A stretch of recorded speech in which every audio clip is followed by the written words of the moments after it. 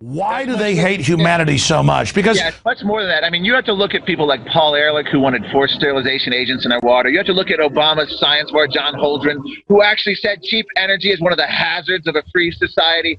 This is an anti-human agenda. One of the co-founders of Greenpeace, Patrick Moore, left Greenpeace in the 80s, said it. The environmentalists today are practicing an anti-human agenda. You have Václav Klaus, the president of the Czech Republic, who's openly said since the fall of communism, the greatest threat to personal freedom is what he terms ambitious environmentalism. And you can prove this by the fact that whether it was global cooling, overpopulation, deforestation, species extinction, or global warming, the solution was always the same. International bean counters and bureaucrats taking over our lives, regulating us. This is very simply summed up by saying the more the plans failed, the more the planners plan. And that's what it's about. These are bean counters who think they know how to control our lives. It's an ideology of central planning at its core. Profit motive, I think, secondary, because they all make money. So it's a cult of control freaks that want to come in Marc Morano and Alex Jones's house and want to tell little kids and scare the daylights out of them. Look, trees are blowing. Pay this big fat con artist money and he'll protect you. The good news is we've seen them with their facade of arrogant confidence man to now just grasping at straws and desperate. I know we can beat them. And is it too positive to say that basically we're about 10 rounds in and we're really kicking their ass? We are, but if we look back, a lot of our defeats have come in the 12th round or the 15th round, depending on how many rounds you're playing. So you can't let up. And the greatest threat we would face, I submit to you this, Alex, is a weak Republican president. A weak Republican president would pass a climate bill before, and a Republican Congress would go along with it. I'm glad you raised it. Let me stop you. We've got formerly worked with Al Gore, Rick Perry. We've got Mitt Romney. Al Gore praises him for supporting carbon taxes. Yeah. We've got Newt Gingrich supporting it and doing TV ads with idiots like Al Sharpton. So out of the field, then, who would you vote for? Well, Perry talks exactly right on the issue. The question is he going to follow through? Perry has the rhetoric down. You mentioned Romney, Gingrich, all horrible. Rick Santorum has a very good position on climate change. Herman Cain, Ron Paul. If your issue is climate, it comes down to how much you trust Rick Perry on the issue, because he's saying the right things, although not very articulately at the moment. And then otherwise, Ron Paul has said the right thing. And as long as you keep government from doing anything, it doesn't really matter what a candidate believes on the science. The problem is it's really going to come down to defunding this as well. You can't have a President Romney or someone like that who's going to come in who's explicitly stated they support Al Gore's view of the science, doesn't look likely to cut and defund this scam. And that's what needs to happen from the EPA, the Department of Energy, to our National Academy of Science. Our National Academy of Science is a sham. It took $6 million to study man-made global warming and turned around and lobbied Congress to pass a climate bill. Yeah. And this is the august body. People say, well, it started by Abraham Lincoln. These are the esteemed scientists.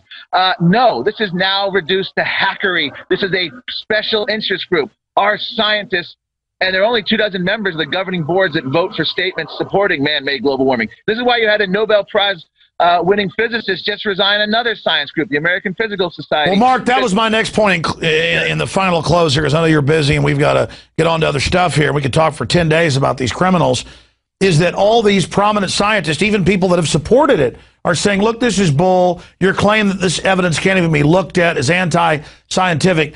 Finally, in the final equation, you've talked some about the ways this cancer is trying to survive and metastasize. How do we finally beat these people? A, and B, and this is most important, is it an overstatement by me that this is the most important issue in the world? Because when I see globalists, one-worlders, consolidators, big mega banks, they are the ones funding this, and I've never seen hundreds of billions put into anything. This is their excuse to set up this global bureaucratic, socialist, anti-human system, and people need to wake up, in my view, that this is the big enchilada. This is the Death Star. We have got to blow this thing up because everything else is a side issue. Absolutely, and that's what's scary. When any candidate or anyone running for office accepts the science, you're basically doomed long term. And what we're finding here, in Germany, the German climate advisor is calling for a CO2 budget for every man, woman, and child on the planet, Alex. England is. And England is calling for carbon ration cards for their workers so the government can monitor your airline travel, your car mileage, where you set your thermostat. Jesus. A level of control George Orwell didn't even contemplate. And Nancy Pelosi goes to China 2 years ago and says we need a complete inventory on every aspect of our lives in order to battle global warming. This is not a coincidence. This is the way they want to lead and they want to control. They don't think free men and free women can make decisions on their own. It's got to be a planned, managed economy and energy economy, and it's immoral and repulsive what's happening in the developing world as they shut down coal plants, nuclear plants, modern energy infrastructure, carbon-based, in favor of solar panel on huts made of dung. This is the greatest immoral thing. White, wealthy Westerners, white, wealthy environmentalists telling poor people of color they can't have what we have in our modern way of life. This is obscene. It's decadent, and they need to be exposed. There can be no quarter given, especially when it comes to funding. The next president has to defund, shut down, because even defunding short term, the next president will restore the funding. So this is something, and we've got to be absolute on the science. You got to call them what it is. You cannot be intimidated by the media. Exactly. These politicians try to sound reasonable and let this con artist Al Gore and the UN and then have a serious, debate with them when they're proven fraudsters. But listen. By the way, Al Gore's spokeswoman canceled a debate at the last minute last night on another radio show with a global warming skeptic, saying she didn't want to get into it. So Al Gore's organization yet again has denied debating. Al Gore has never debated. As you know, Lord Monckton has challenged him. Come on, Al, baby. Well, but I mean, that's my point here, is that I have 3 children. I've studied political systems. I'm a history buff.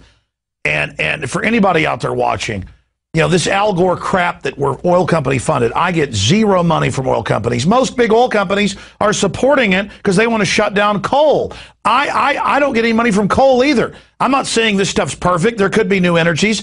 The point is, this is authoritarianism, Mark. We think of authoritarianism as Hitler or Stalin or Mao, old images 50, 60 years ago. Every new generation has a new authoritarianism. And this cult of control freaks, I read their writings. They hate humanity. They're anti-human. And they're such degenerate liars. And I'm so glad Climate Depot is there. And thank God you're there eloquently fighting them. But you're right. We've got to stay on them and rout them out. And that's the final caveat here. This interview is going over, but it's so important. We appreciate your time. What about this call? Because it's now happening against me, where they're saying, go after them, get them. They're like racist, as Al Gore said in the 60s, and arrest Morano, Jones, Monckton, Ron Paul. I mean, these people are such authoritarians, they call it green fascism and say authoritarianism is good. I mean, can't people see a Hitler when they declare themselves? Well, this is, we have Grist magazine, a big environmental magazine, actually called for Nuremberg-style trials for global warming skeptics, comparing us to Nazi war criminals. Al Gore has said we're flat earthers, we're people who believe the moon landing was fake, despite the fact that astronauts who walked on the moon are major global warming skeptics. And the head of the UN has said that, again, the Flat Earth Society, the smears, the intimidation, the threats have only worked against them. It has flushed out all these scientists who would otherwise have remained silent to finally speak out. That's why you're getting Nobel Prize-winning physicists resigning from science boards, protesting loudly about the con. Why do they miscalculate? I've got to ask this. Why do they miscalculate? Because I agree with you. Historically, when you crush people and intimidate people, they fight back. Why do these global warmists, control freaks, scum, authoritarians, and again, worse than that, words can't describe them, why do they think by intimidating and firing real scientists and attacking us and saying arrest us, why did they think it would make us shut up? I agree with you. This is why people are fighting them, because they see the authoritarian nature. A lot of people that bought into global warming, as you mentioned, Nobel Prize winners, go, well, since they're being authoritarian, let me look at it. They look at it and find out it's pure bull. Here's the simple reason. They think it's 1985. They think it's 1975. They have not adjusted to the new reality of talk radio, cable news, the internet. And what they did, what Al Gore and the United Nations and the media tried to do in 2007 and 8 may have worked in 1977 or 1985, but it wasn't going to work in 2007 and 2008. The world exploded around them. We've made evening newscasts irrelevant. We've made CNN irrelevant. We've made Al Gore and his book and film and an Oscar and Nobel Prizes, irrelevant.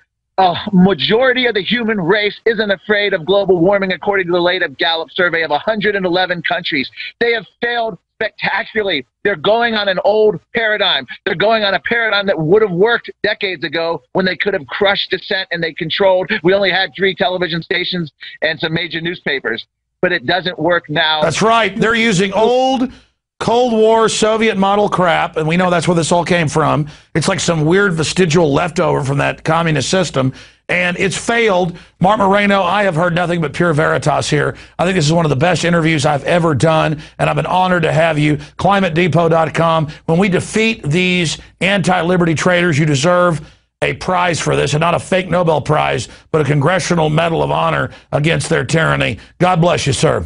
Thank you, Alex. Enjoyed it. Amazing. Listen, these people want to shut off our industrial base, shut off our power systems, because they've all invested in China. They are enemies of every man, woman, and child. We're going to break, and we're coming back to talk to Wayne Madsen, who went to Indonesia, who is going to be giving us a report on the birth certificate issue. I was never a birther. But the fact is, they're trying to shut down anybody that tries to investigate this. They're scared of it. It's turned out his Social Security numbers are fake. We're going to be covering that after this break. Stay with us.